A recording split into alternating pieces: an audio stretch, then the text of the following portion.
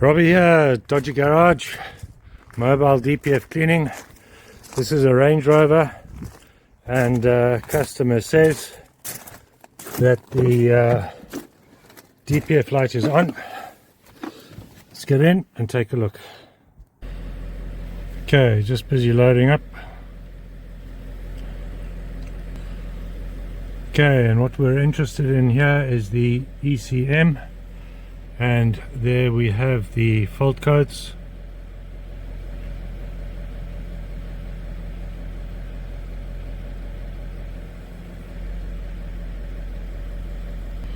Okay, what we're interested in here is data stream. Now here's the thing with these vehicles, these particular vehicles, I can find the differential pressure voltage on the sensor, but not the sensor itself. And I have looked through all of these and I can't find it. So the next trick is to plug up the manometer and have a look at what the pressure looks like inside the DPF on the manometer.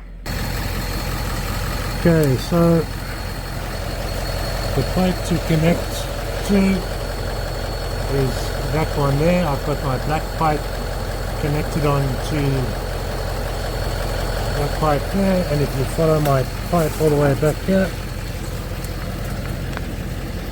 then we come through to the manometer, and at idle we're at 28. So we're going to do a cleaning on this one. Okay, so here I have my gun. It is connected via that pipe straight into the DPF, and that's the product that I'm using. If you're not using that product, you need to be. We're going to be squeezing this in 5-second intervals, just like that, and then stopping for 5 seconds and continuing like that until all the fluid inside my gun is complete. Okay, that's it. No more fluid coming through the pipe. It's empty. We're all done here. Next thing is switch the car off and we leave it for half an hour.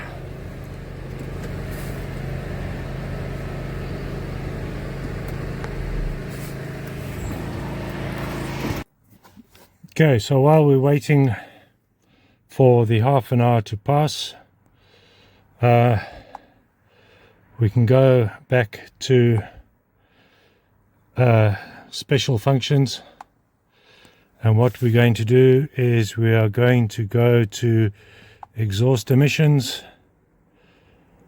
and we're going to go to powertrain diesel particulate filter replacement, and it says there, this application will reset the stored particulate filter values and needs to only be used in conjunction with a DPF component change. Failure to comply can result in overload of DPF and likely damage to system components. Alrighty.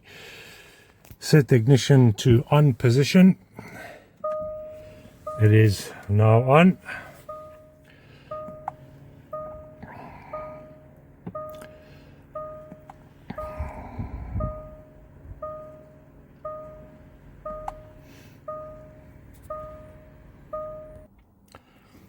Okay, what you may or may not have noticed is that this King Bolin didn't want to reset the DPF, but being a DPF cleaner, I've always got a second machine somewhere, and so this Autel was able to do that for me. I've told the vehicle that it has a new DPF and cleared the faults, so let's have a look and see which fault codes remain. And that's exhaust gas recirculation temperature sensor A. Not going to worry about that right now. What I am going to be doing is going back into data stream, because we're coming up to half an hour now of the chemicals being in the exhaust system, and now I want to look at the EGR temperatures, engine temperature, bring it up to temperature, and at the same time I'll be using the manometer outside down there to check what the pressure is like inside the DPF. Okay, and as you can see there, the soot concentration is at the 0.02. Engine coolant temperature is coming up nicely, it's at 70. Engine revs 2.2, and the exhaust temperatures are beginning to warm up as well. Okay, temperatures now. Engine temperature 91 degrees at 2,500 revs.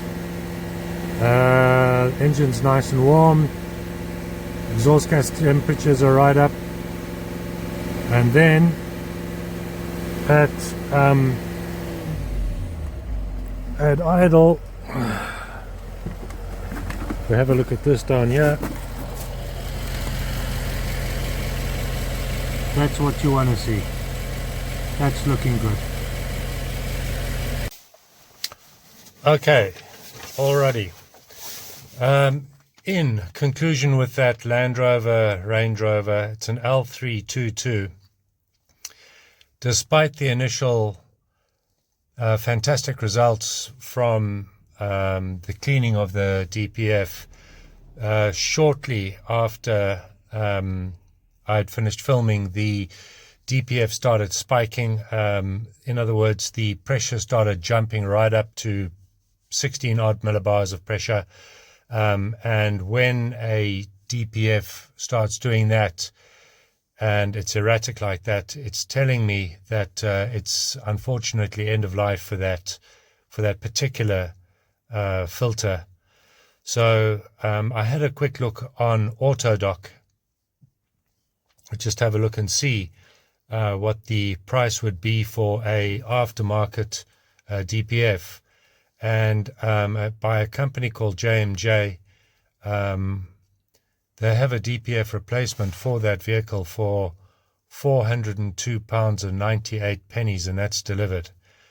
So in this particular case, it's not a train smash. It's not a hell of a hiding, and I think that's what's going to have to happen with this particular vehicle. Either way, for the moment, that's the situation. That's it. See you in the next one.